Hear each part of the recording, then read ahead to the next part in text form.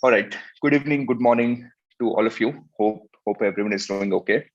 I'm accessing your chat box on the mobile phone, streaming this live from the Zoom app. Today's an interesting session. We're going to discuss how to study for FRM Part I. The first few minutes, the first 20 odd minutes, I would be talking somewhere in that ballpark. I'll give you an overview of how the syllabus is structured. I'll discuss about study strategies. I'll discuss about all the essential concepts that you guys need, build a nice framework for you. Once that is done, then I'll be spending rest of the time answering queries that you guys have. All right. So with this background, let us get started right away. I'm trying to share my computer screen now for you.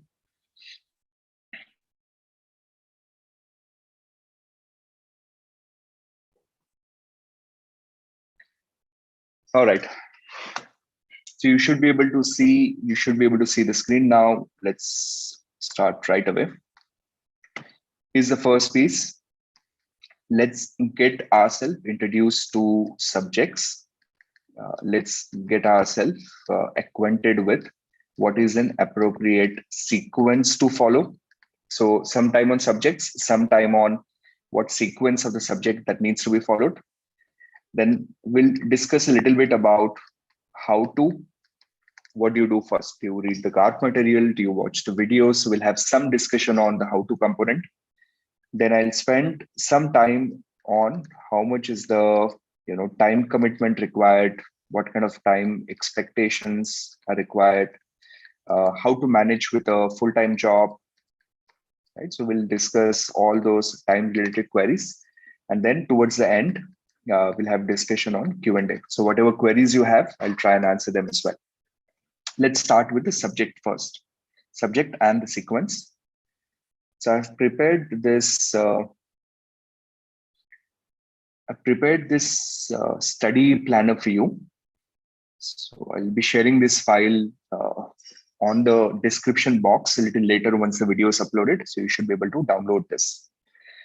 Okay, what you see here in my first column or column B is all the 4 subjects. And I've taken these subjects and I've kind of broken them down into multiple subparts. I've kind of created grouping of this subject, so it will help you manage your studies better. So your first subject is called Foundations of Risk Management. As you can see, I've divided this sequentially from chapter number 1 to chapter number 11, should be visible on my screen. Chapter 1 to chapter 11.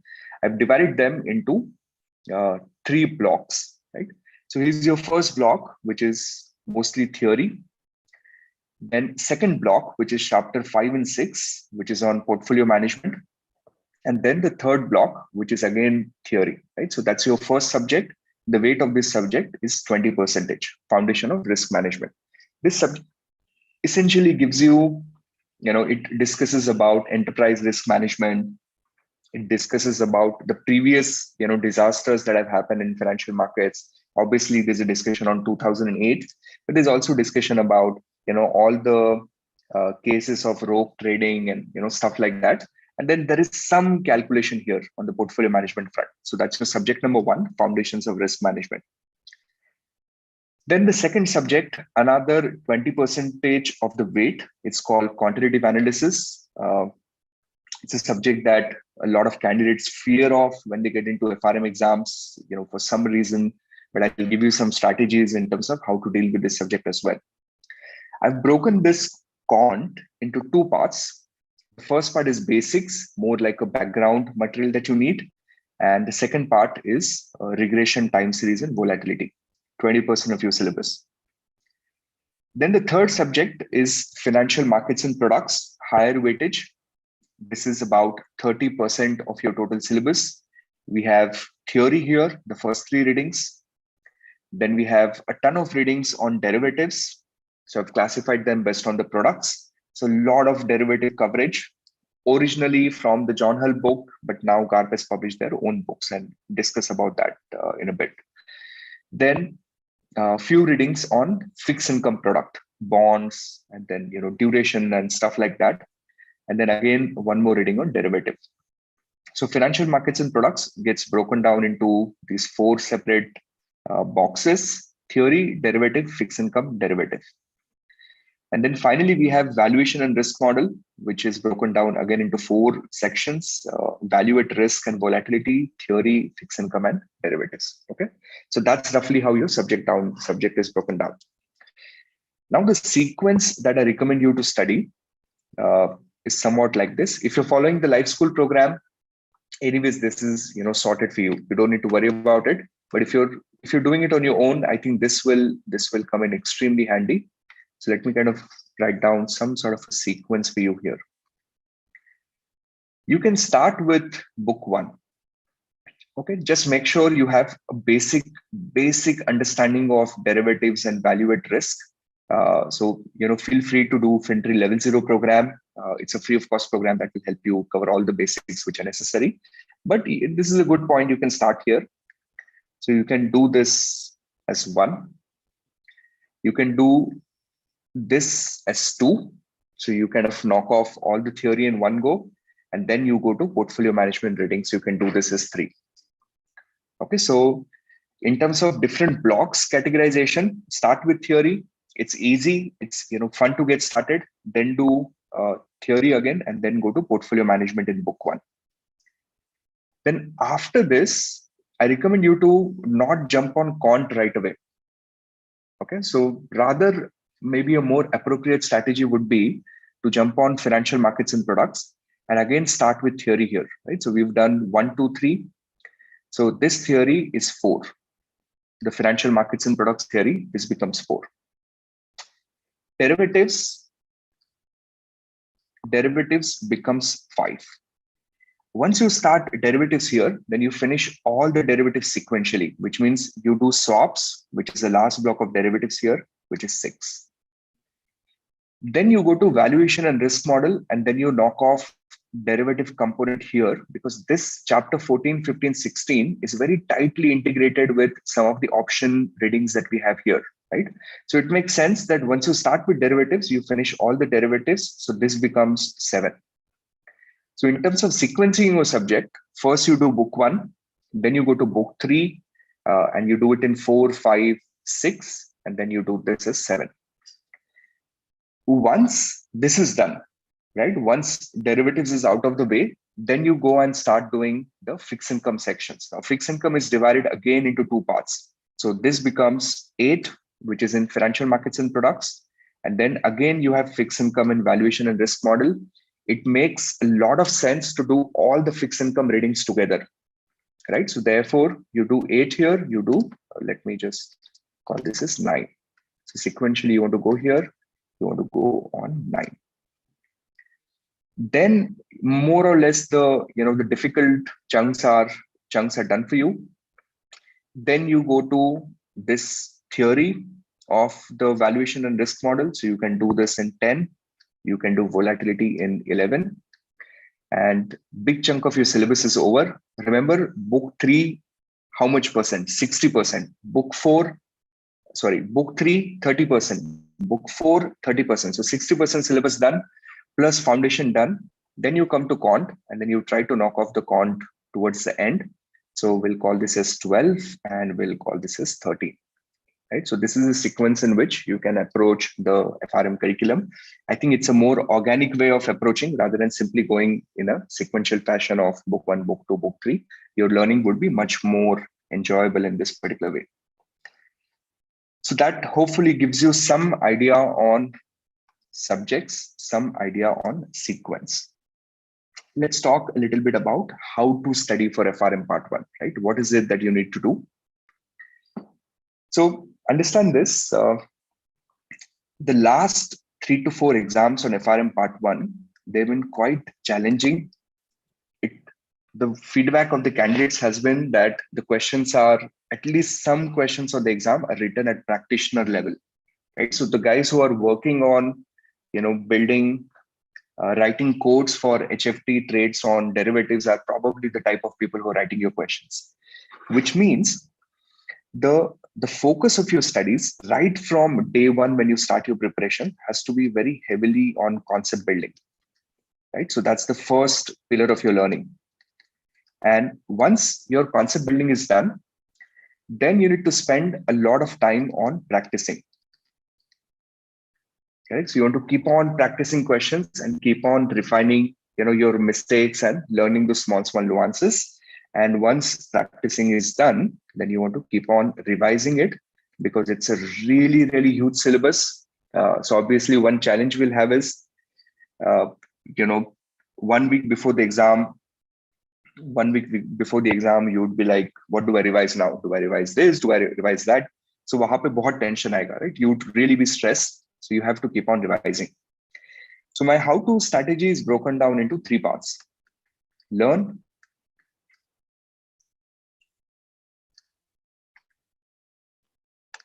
oops, wait a minute. Learn, practice, and revise.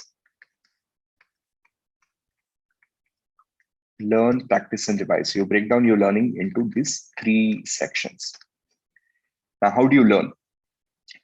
If you have access to, any of the videos and or live sessions, I think that's a fantastic way to do it, because it just saves down a lot of concept. It doesn't mean you can't do it without it, right? But if you do have access to videos or live classes, it's just going to make your life a little bit easier, because then you have a sequence and someone is kind of breaking it down for you. So that's a pretty smart way to learn. Apart from this, if you do not have any access to prep material, I think you can consider reading the GAR notes. Okay, now a common question that I get is people ask me, Utkarsh, can I use a specific third-party notes? I'll avoid, using the names, but there's a very popular third-party prep provider. A lot of candidates end up using their notes. Can I use them? And my answer is yes. If you want to use a third-party prep notes, feel free to do it. Just know that if you're using prep notes by a third-party provider, the thing is that those guys have tried to summarize, the content in the GAR, and at times they've summarized too much. So if you keep, GAR notes open, and if you keep the prep provider notes open, and if you do not have any other, videos or live classes or anything with you, you would realize that you're almost reading 2 different books, right? Because a lot of content has been conveniently skipped or they have been over summarized. So therefore, if you want to use some other notes, feel free to do it. There is absolutely no problem with that. But then make sure that you're supplementing that and at least having a look at the GARP notes so that you're not missing on anything. So that's your learning curve, right? So your learning curve is simply videos. Your learning curve is simply going through the GARP or any other third-party prep provider notes. Now, again, this is an and or depending on the time that's available. For most of your working, if you have access to videos, more or less you're done here, your learning part is done. But if you do not have access to videos, spend some time, do GARP notes. There's plenty of free content available on YouTube. Make use of it. You would be all right. Then we come to the practice part, right? Which is kind of the most challenging part here. So what do I expect you to do? So on practice, if you have access to the weekly test that we're building on the FinTree learning management system, so week on week you keep on writing the test, and that would be a fantastic way to prepare, right? So every week we give you some topics, you write the test, you're done. But you don't have it. What do you do? So just get this book called John Hull. Okay, this book will cover John Hull book on derivatives. Okay, it's called Futures Options or something like that. It's a very popular book. Just put it on Amazon and the first book that pops up. There are 2 books, one on derivatives and one on risk management. Get the derivatives book. Now, you'll have to do a little bit of manual work in terms of mapping the questions, mapping the readings of John Hull material with your FRM Part I syllabus. So you'll have to do a little bit of that comparison. And then at the end of the chapter, they have some fantastic practice questions there. If you're doing the weekly test, anyways, we are going to cover a lot of these in weekly test itself. But if you don't have it, I think this is one really good area to look at. Then for fixed income, there's an author called Tuckman. He's written good stuff on fixed income sections. So you can get his books if you want to refer to the fixed income areas. And then, try and get your hands on whatever question banks you can. Right. So again, there are plenty of question banks out in the market. Don't rely on any question bank completely, but whatever you can, The more practice you can do, better. Again, if you have access to the FinTree ecosystem, we will try and cover everything that's here in the weekly test itself, so you don't have to worry about anything. But if you don't, please get yourself some question banks to practice. There are also these roughly about 20 questions provided in the GARP material at the end of the chapter, EOC. So whenever you get access to the GARP notes, go to the end of the chapter, you will find 20 questions. Now, these are not necessarily your MCQ questions. They could be something like, describe, theoretical, or build an equation, or, whatever. That's also decent, right? That's also a reasonable question banks to work, reasonable practice to work with. So this is again recommended. So you do weekly tests, you do the questions provided by GARP in the end of the chapter questions. And then you come to revise, right? And again, revision is going to be a challenge. So how do you do it? If you have access to juice notes, right? These are graphical notes that we've provided. If you have access to them, keep your juice notes open when you are going through the videos and live classes. And then keep some post-its with you, right? Those sticky notes. So every time you come across some new concept, write it on top of post-it, put it on top of your juice notes, done, right? And then that becomes your single point revision material. If you do not have access to this, then create your own notes. Spend a little time, originally when you're learning, but this step is very important because you'd realize as you progress in the syllabus, slowly, आप पुरानी चीजें भूलने लगोगे. You would start forgetting what you've done. So make sure that you create your own notes and then make use of them from a revision perspective, as and when you progress in the syllabus. Okay, so this is roughly your ecosystem in terms of what you need to do, learn, practice, and revise. Hopefully this, answers most of your queries. Going back to my agenda, we've had some discussion on subject sequence. We've discussed on how to part. Now let's go and look at the time expectations. How much time are you expected to put in? Now, a simple one-word answer is a lot. And I know you're not going to like me for saying this, but you're going to need time. It's as simple as that. Of course, it varies, right? It varies depending on what is your background. Do you already understand derivatives? Maybe you've done a course on derivatives, or maybe you work in derivatives. Maybe things are easy for you. But in general, passing the exam is going to take your life away. So be mentally prepared, right? So make a list of all the things you love in your life. Like you like watching Netflix, you like going for your football game on weekends or cricket game on weekends. Make a list of everything that you like, and then stop doing it. Just don't do it. Just make sacrifices for a few months in your life. It will be worth it. But be mentally prepared that it's not a short-term certificate, that you can prepare for a month and get through the exam. It will require consistent, dedicated efforts for months to be able to master the material and then spend a lot of time practicing. So you are going to need time. In total, the average time required to candidate varies between, let's say, a lower threshold of 300 hours to maybe a higher threshold of about 500 to 600 hours. Okay. Now, since we are a few months away from the exam, I'm going to recommend you to kind of plan for 500 hours. Okay, that's something that you should have in mind. How will you do 500 hours? Let's say you're planning for November. Okay, just hypothetical plan you can create on your own. So if you're planning for November, roughly about 5 odd months left. So 5 months, you want to achieve 500 hours. You're looking at 100 hours, per month, which is a lot of time. How do you do 100 hours a month? You do a run rate of 25 hours a week. Wow. 25 hours a week. How do I break it down on a weekly basis? Because your work hours are easily 40, 50 hours, right? How do you save 25 hours out of it?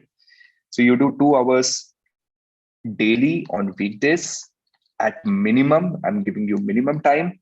Plus you do, 7 hours or 8 hours each on Saturday and Sunday. Okay, this is each 7 hours each on Saturday and Sunday. If you can do this, and then if you can do this consistently for month on month, month on month, then you end up reaching 500 hours, and then your probability of passing and getting through in the first go improves drastically. So how will your time be split? If you're doing this program, life school program with me, on Sundays you're doing a 3-hour session, right? So we're doing a 3-hour session from 2 to 5 p.m. IST, India time. On weekdays, on Mondays, Tuesdays, Wednesdays, and Thursdays, you're doing daily 1-hour classes. So you're doing a class from 7 to 8 p.m. again, India time. So you'll have to convert that to your own time zone. What I recommend is that you keep your Fridays completely dedicated for revision, right? So Fridays, you're not doing any sessions with me. So keep those days fixed for revision. So figure out one day of the week where you can revise, then just revise on Fridays. And then on every Saturday, is your test day. So every Saturday, write, test on a few questions, and then keep on repeating this cycle again and again and again. And automatically you would find yourself in a comfortable situation. So what's happening here? In terms of weekdays, you're doing roughly about 1-hour class, right? Try to save 1 hour for self-study. So you're doing 1 hour of session, try to save 1 hour for self-studies, or put in 2 hours on your own, right? Reading books, whatever works for you. Sundays and Saturdays, you're spending roughly 3 hours each, 3 hours for the class and 3 hours for the test. Try to put in 4 hours each for the self-study. And then you keep on doing this, and you keep on doing this for months. And before you know, you're going to get your results, and you're going to see the congratulations. All right, so that's time commitment. Now, full-time job. How many of you are working, by the way? Those of you who are listening this on live YouTube, can you give me how many of you are in a full-time job versus how many of you are full-time students?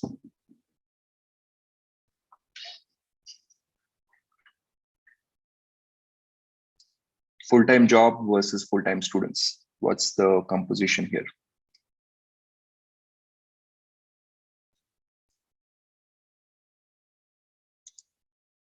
Student.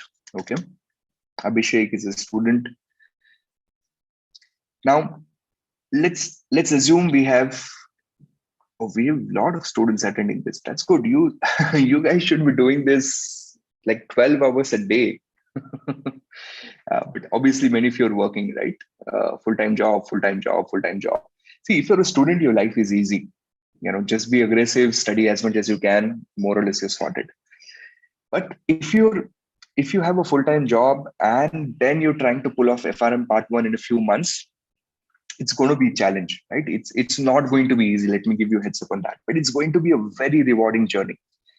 What you need to do is you need to figure out 2 things. Number 1, save at least 2 hours. Save at least 2 hours a day, every day, dedicated, distraction-free time for studies. I don't know how you do it, but you'll have to do it. Every day, at least 2 hours a day, dedicated, completely free of distractions, no WhatsApp, no Instagram, no constantly checking emails, throw away your phone and just, deep dive into studies. The best way to do it is to do it before you start working, right? That's my recommendation. I think that's when, your brains are working at the peak efficiency right at the beginning of the day. So start getting up a couple of hours early. You probably have to compromise a bit on your sleep, but it would be worth it, right?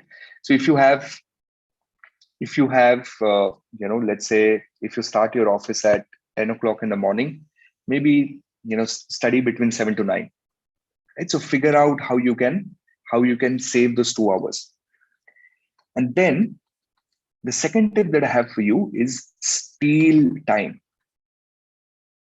Right? Steal time. Like, how do you steal time? Um, like when I was doing this, right? How I would do, because I was trying to write too many exams at the same time, and I had a full-time job. So what I used to do is every day in my office, I used to take a printout with 10 questions printed on it. Okay, and my target used to be that no matter what, during the office hours, I'm going to save myself those 5, 10, 15 minutes, and I'm going to solve those 10 questions.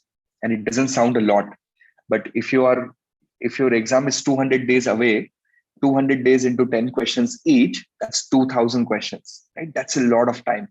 So you'll have to optimize and figure out, look at your work day like a machine, look at it as if it's someone else's work day, and find out those spots during the day when you can put in some time for studies. For example, typically the traveling time, right? If you have a commute to your office, maybe a couple of hours, then you can listen to the audio notes. So replace podcasts, replace YouTube with music with audio notes for a few months, right? How will you get the audio notes? We already have a few of them on FinTree LMS. They call commuter notes. You can create on your own, right? We all have smartphones these days. There's a cool voice memo function. Talk to yourself. You want to remember something, just record it for yourself. Keep on repeating it again and again. So listen to your audio notes. Then maybe now we have smartphones available with us. So keep a target that every day I will do 10 questions, right? So maybe carry a PDF on your mobile phone. When you go to office, if you could steal some time between meetings, between breaks, when you're having a coffee break, try and solve these 10 questions a day. Just keep a simple PDF with you. So even that works. Third, you can also make use of those post-its, right? The post-its that you would be creating during the learning process, you'd be putting them on top of your juice notes or whatever notes you're using. Carry some of them in your wallet, right? What I used to do is I used to basically keep them stacked on the first page of the book for every subject. And then in my office desk, I used to take them out and keep them, below my laptop or on the, tabletop. And then if a boss was coming, they would simply slide below the laptop. But whenever boss, left from that area, then you remove the laptop a little bit, and then you give yourself a chance to kind of go through them. So that also works, right? So what is the moral of the story is, at the end of the day, all of us have 24 hours. We need to eat, we need to sleep. This, we can't do anything about it. But then we can optimize our work time and try to find those small belts within the working day so that we can learn better. So that's what I'll suggest. Figure out how you can do it. All right. And now finally with this, I'm going to show you what I've created for you today. I just did this super quick. I'm going to keep this Excel file open, not locked, so you can improvise this for yourself. So you can use this Excel file as some sort of a study planner. Okay, it will make your life relatively easy. Now, the way you do it is, first thing that you do is enter your exam date. For example, give me your exam date. What exam date are you thinking? Here I've entered 25th November, 25. You can enter whatever dates you have. Then this will calculate the number of days left for your exam. The Excel file will auto refresh itself every day. So every day when you get up in the morning, this should be the first thing that you'd look at. Okay. So this will give you some sort of a overview, a bird's eye view, a helicopter view of where your syllabus is, like how much you've finished. Let's say you're starting with the building blocks of risk management. Feel free to change the column headings depending on what you think is important. I've just customized this for the FinTree candidates, right? Feel free to customize it for yourself. You finish watching the video, just come here, select the drop down, say done. You've done juice notes. Come here, put in a drop down, say done, right? Then after a while, you feel like it's been a few days. I need to revise this, and I would like to revise with the help of juice notes, not video. Come here, go and select need to revise. Right? What will happen over time is it will give you a graphical view of what progress you've made with the syllabus. It will tell you how much you've finished and how much is still pending. And that ways you can optimize your study better. Right now, I've created 4 columns, one for videos, one for juice notes, one for weekly tests, and one for GARP or other notes. And then, just copy paste the formulas and, create your own customized schedule for yourself. So this Excel file will help you manage your studies better. It will give you a bird's eye view of what you've done so far, what is pending, and then you can plan and strategize things better. All right, so now I'm done talking. Feel free to ask me questions. Any questions, any doubts you have? We have about 5 minutes left in this session. You can ask me whatever you have on your mind. I'll try and answer them. Remember, there's a 30-second lag on YouTube streaming.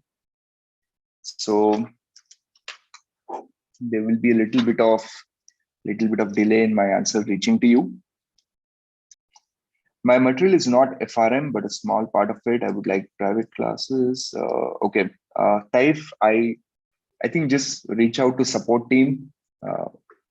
They'll help you if you have anything that we can customize for you. Is weekly test enough for practice? That's a great question, Unmesh. No, no practice is ever adequate. But weekly test, if you are working, I think you're anyways not going to have time beyond the weekly test that we do, right? Because we're going to give you a lot. Your initial weekly test will start with 30, but eventually we'll probably be doing 50, 70, 100 questions a week. That's going to be a lot of material. But along with that, you want to support that with whatever question banks you can get your hands on. Start with John Hull because it's not a question bank, it's a book, but the quality of questions is really good. Examples are really good. So you can practice all the questions which are available in John Hull, and then try to get whatever question banks you can get access to. The more is better with practice, but invest into whatever content that you think you'd be able to use it. Right? People have tendency to gather too much, and then they feel that stress and pressure because they're not able to finish it. So just keep that in mind. All right. I am a CFA level 3 candidate currently waiting on MS admission. What do you think about studying for FRM Part I along with CFA level 3 exam full time? Should I answer from career perspective or should I answer from feasibility perspective? Maybe feasibility. From a feasibility perspective, it's doable. A lot of chunk of FRM Part I actually comes from level 1 and level 2 CFA. Derivatives, quant, big chunk of quant, fixed income, those parts you've already studied quite extensively in your CFA level 1, level 2. So from a feasibility perspective, it's going to be easy. Whether you should do it or not depends on, what are your career goals. Don't gather certification just for the sake of doing it. To me, it just doesn't make any sense. I've done it. I'm guilty, but I did it because, I'm in this profession. So I probably thought it's a good idea to pass the exam, before I teach. But you don't need, 10 different certifications to get a good job. Most of the employers, when they look at things, CFA, FRM is kind of same for them. But if you want to take it up more as an academic challenge and just want to have fun, yeah, you can definitely consider doing it. Abhishek, how about FRM L1 after CFA level 2? Doable. If you have a very niche focus on banking, investment banking, risk management, I think then it's a good idea. After level 2, FRM Part 1 becomes quite easy. Similar swaps, similar binomial tree option valuation models, what you learn in level 2. So, you'd be very comfortable. Is there a subject-wise passing score? Mohit, I don't know an answer to that question. There is no official minimum passing score that comes out. So it's kind of difficult to figure out. But I've seen candidates who do really good in 3 subjects and okayish in 4th subject, and they manage to pass. So I think we can say that there is no subject-wise passing score. But if you score really bad, maybe you're pulling down the average and your probability of passing is reducing. So see, you just get 100 questions, you get 4 hours. So the cost of making error on FRM exams is very high, right? Because you have only 100 questions. If you get 5 of them wrong, 5% of your paper is gone. So you need to be kind of careful with that. Okay. Thank you, Harish. I appreciate. Pankaj. For FinTree students, do we need to buy books? Pankaj, get the GARP notes. We're going to use them extensively in the class. So at minimum, I'll be expecting you to have access to the GARP material so that we can refer to it as and when required, practice few questions from it. Komal, I just answered the question, right? Get the GARP material. We're going to need that. We will be needing GARP material. I'm a CFA level 1 pass out. I plan to take FRM since my current profile is banking operation to hedge fund. What's your take on this? Varun, it's a little more nuanced discussion than giving you an advice on a YouTube live chat. It depends on what is your career aspiration, what is it that you like, what options do you see right now. So it will require a much more nuanced discussion. Reach out to my team, schedule some time, we can have that discussion, but give me some flexibility with time. We can definitely discuss that. Thank you for answering. You helped me a lot preparing for level 2 crash course. So thank you very much for your kind words. Nikhil, I have taken some prep provider material, kuch samajh nahi aa raha hai. He just reads and does not provide in-depth explanation. Okay. What should I say? I think,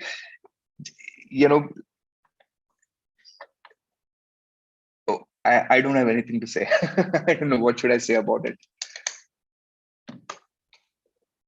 So you just figure out what works for you, and then based on that you take a decision. Anyways, guys, I hope you found the session useful. Wait for a few minutes. We will be uploading this Excel file in the description box, so you should be able to download. If there are any questions that I could not answer, put them in the comments. Be a little patient. I'll try and answer them for you as well. All right. So thank you very much. Have a good one.